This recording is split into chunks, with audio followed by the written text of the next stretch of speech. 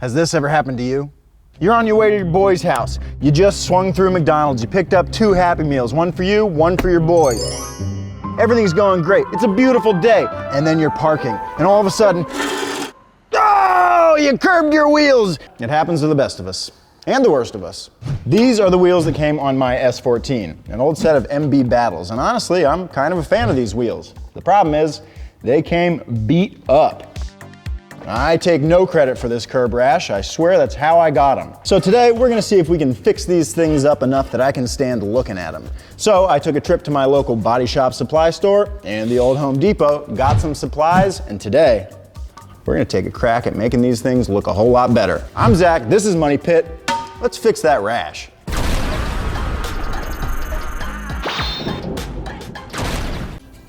Buenas noches dias, muchachos, and gracias to Off the Record for sponsoring this video. Are you planning on celebrating Cinco de Mayo this year?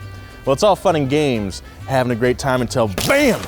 You've got yourself a ticket. Well, not to worry, because Off the Record has a fast, easy, and technology-centric way to fight your tickets and save you money. They even offer a full refund if they're not able to either reduce or keep your ticket off your record. Hence the name Off the Record. It's right there in the name, right on the screen right there. Use code DONUT and get 10% off your first ticket at offtherecord.com/donut. Now, if you'll excuse me, I've got a date with these chips and dip. These chips are not that good, but they're so addicting.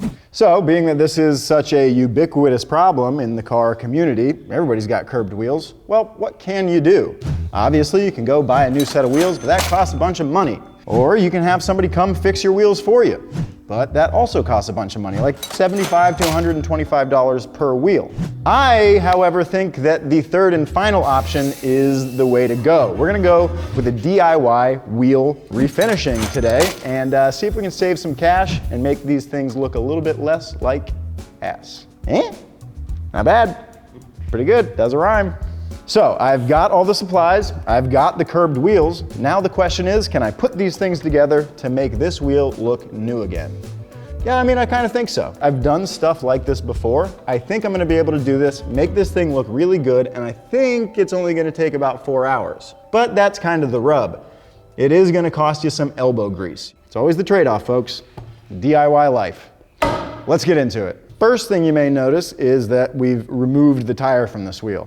Now sure, you could try to refinish wheels with the tires on and maybe just mask them off, but I don't think that's the way to do it. I think we need to be able to work the lip, and I want to be able to paint this whole thing. Get your tires off. Now the second step, I'm gonna take things off this, like the center cap and the valve stem and the weights, and then I'm gonna go wash this thing really well to get as much dirt, grease, and grime off of it as I can. And then we'll really get into refinishing. Whoa, so strong. So this is where the elbow grease starts to come in. My forearms are gonna be tired after today, I'm sure. All right, so the first thing I'm gonna do is spray them down with degreaser. Then I'll scrub that, agitate it a bit. You don't need to worry about the barrels too much, obviously, because they're gonna be inside of the tires, but might as well clean them up, at least a little. Paint doesn't stick to grime, so we gotta get it all off. And then I think I'm gonna hit them with a pressure washer to try to save myself a little bit of that precious elbow grease. All right, so we got all the loose stuff off. Now we're gonna hit it with a Scotch Brite pad and some brake parts cleaner and get all the real set in brake dust and stuff out of here.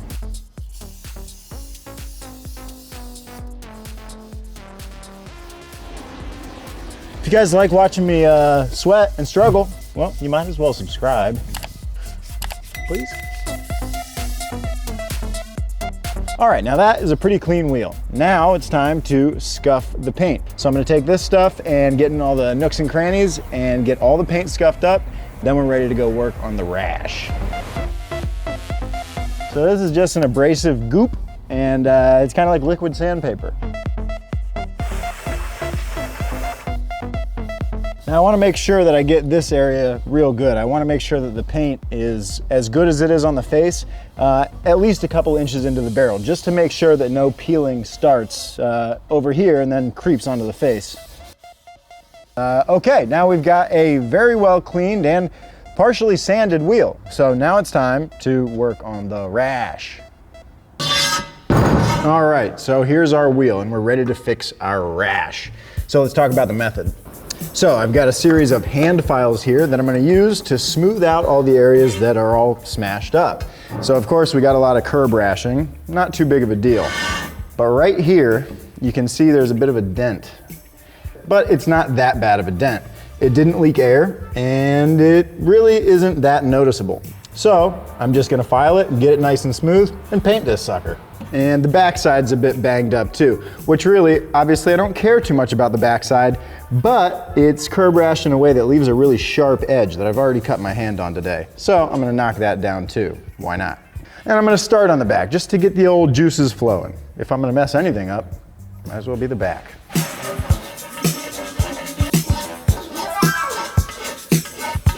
Basically what I'm doing is just going around with the rough or the coarse side of the file, knocking down all the big stuff, and then I go back around with the fine side of the file and clean it up. All right, the back side of the wheel is filed. I could clean it up more, but being that it's the back of the wheel, I'm not gonna. I'm gonna work on the part that I actually care about, the front, and we'll make this look real nice.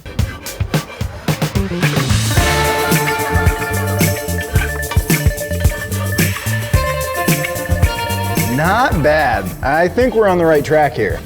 This looks a lot better after filing. We've got a nice smooth lip. So that's pretty much gonna be the filing done. Now it's time to bust out the sandpaper. While this is pretty smooth, you can still see the filing marks. Though they're not deep, I would like to remove them. So I'm gonna hit that with some sandpaper, smooth that out. And all these blemishes in the paint, I'm gonna feather those out, which means just sand them until they nicely and smoothly flow from the scuffed part into actual paint. And then we're one step closer to painting. All right, so for sanding, we've got some options. I've got 4 different grits, 180, 220, 320, and 400.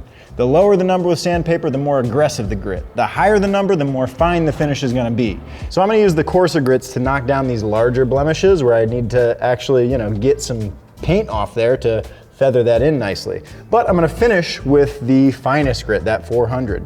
Just make things nice and smooth. However, it can be too smooth. You do want to have some very minuscule scratches in your surface before you paint it. Those tiny scratches are what your new paint adheres to. So I'm gonna go up to a 320 grit and get this thing ready for primer. Then we'll spray some primer.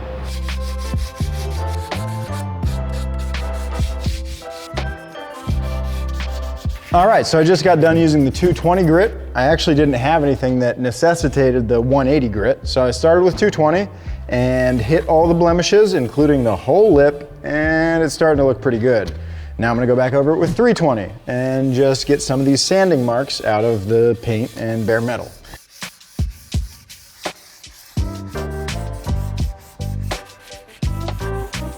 All right, so this little puppy is sanded and pretty much ready for primer, in my opinion. So before we go spraying this thing, I'm gonna wash it with soap and water, get it good and clean and perfectly dried, and then we'll come back here and talk about the whole paint situation. But first I gotta clean this.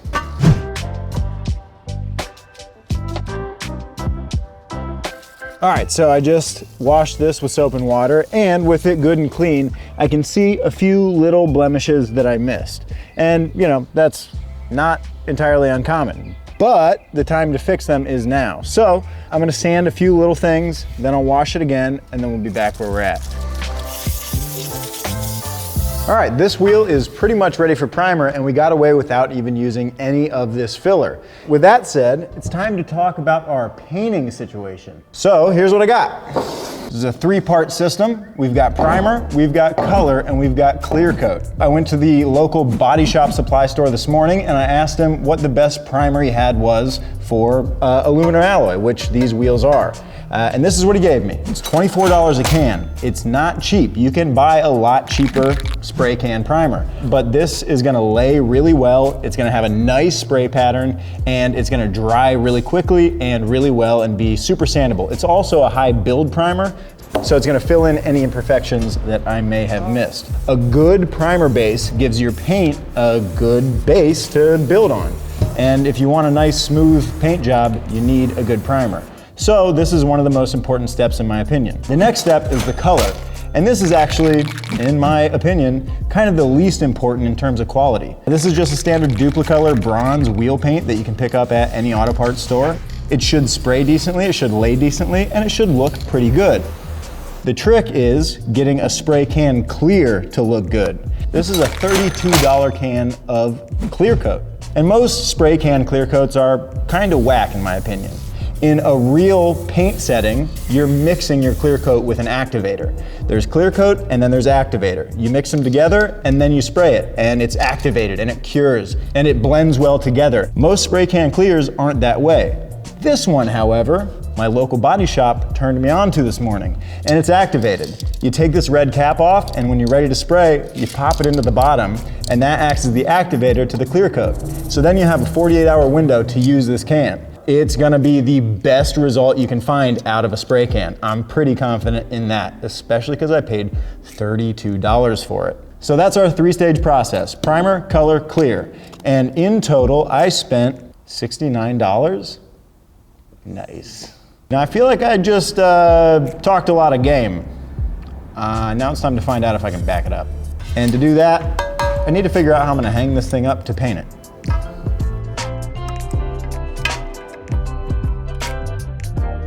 I think that'll work. And obviously I don't care about painting this area, and I don't care about painting this strap, so that's how we're gonna hang these things. All right, we've got the wheel sanded, refinished, even hung up, and it's basically ready for primer. But the last thing we gotta do before we primer it is one of the most important things. Like I was saying earlier, a paint job is all in the prep work, and this step is one of the most important. So I've washed the wheel with soap and water, it's completely dried off, and now I'm gonna wipe it down with acetone. Even the oils on your fingertips, the grease that your finger leaves behind, can be enough to make paint lift when you try to spray it. So you need to make sure whatever you're painting is perfectly free of waxes and greases and oils. And acetone's a really good way to do that. So I'm gonna put some gloves on and wipe this whole thing down, and then we're ready to spray. Even though we just washed this thing, that would all be preventing us from a perfect paint job.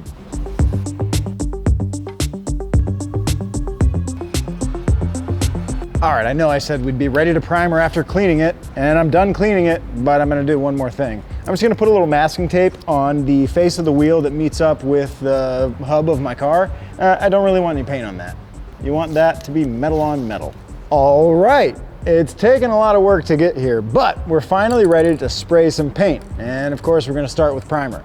Now, of course, it's important to mention that if you're gonna be painting anything with spray paint or otherwise, that you should be working in a well-ventilated area, and you should cover anything that you don't want overspray on it, or you should plan to clean it later. It's also a good idea to wear a mask. I'm in a pretty well-ventilated area, and I got a fan running, so I'm just gonna wear my COVID mask. Now, once you got all that sorted out, it's important to read the directions on the can. The directions on this can tell me to shake it for 2 minutes. I'm gonna lay a medium wet coat. I'm gonna wait 5 to 10 minutes, then I'm gonna do it again. And then we're gonna sand this with 400 grit.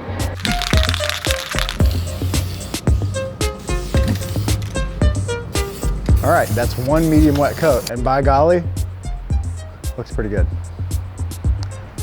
Round 2.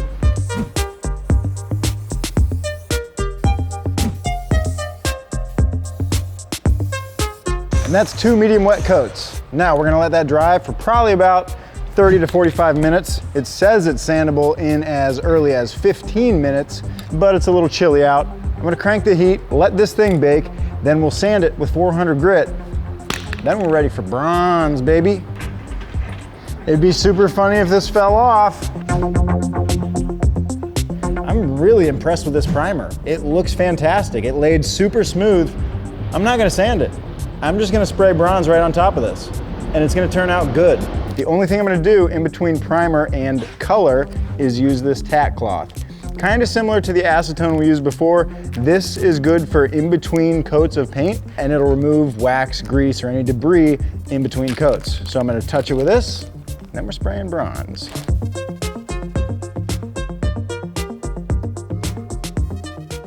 All right, it's time to lay some bronze.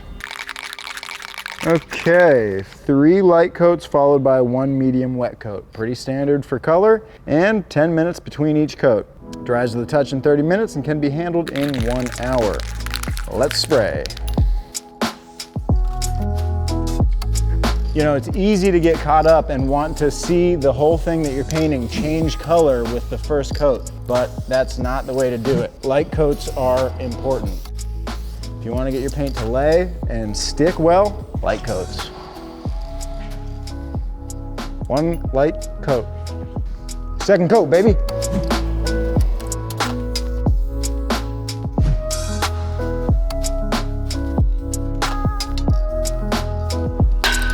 $10 minutes. Sometimes it's kind of tricky to get just a medium light coat on the wheel, especially when you have to hit so many faces. You just are forced to kind of overlap paint. So to avoid any runs, I'm just gonna wait a minute before I get in the nooks and crannies, and ultimately that's gonna make for more coats. But you just kind of have to do whatever you gotta do to paint the thing you're painting. Now, when you're painting anything with a real paint gun or spray paint, it's good practice to start the spray off of what you're spraying and move on to it. That initial burst of paint, that's where a lot of stuff spits, and the spray pattern isn't as good as it is once it's spraying. So start off over here and work onto it. All right, we're done with our light coats. I got my flashlight so I can check and make sure that I've got good coverage everywhere. So you see a little tiny piece of lint or whatever that landed on the wheel while I was painting? Well, I want to get that out of there. I'm not just going to go scraping at it. This is exactly what that tack cloth is for. I'm going to wipe that right out of there. And otherwise, we're looking pretty good. Okay, let's make sure we get this thing covered.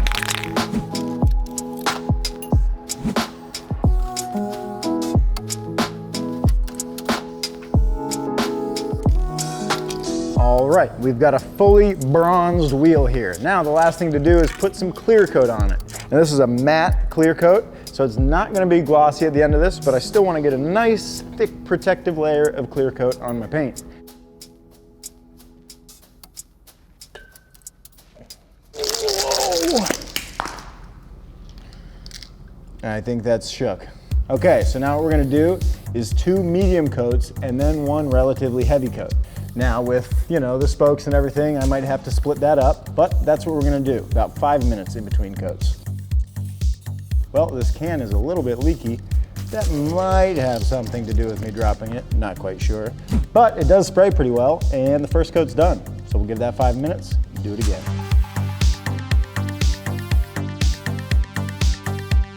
Second medium coat done, looking pretty good. 1 thicker coat left, and then we're done.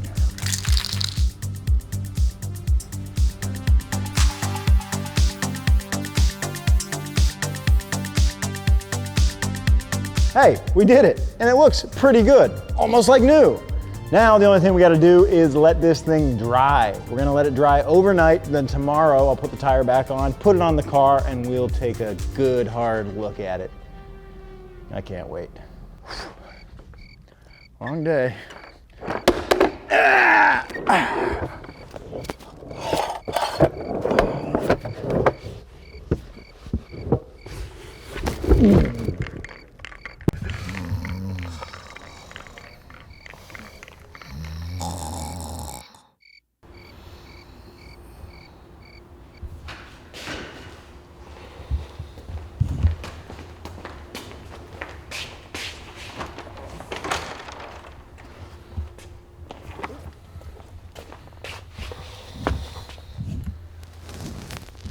Time.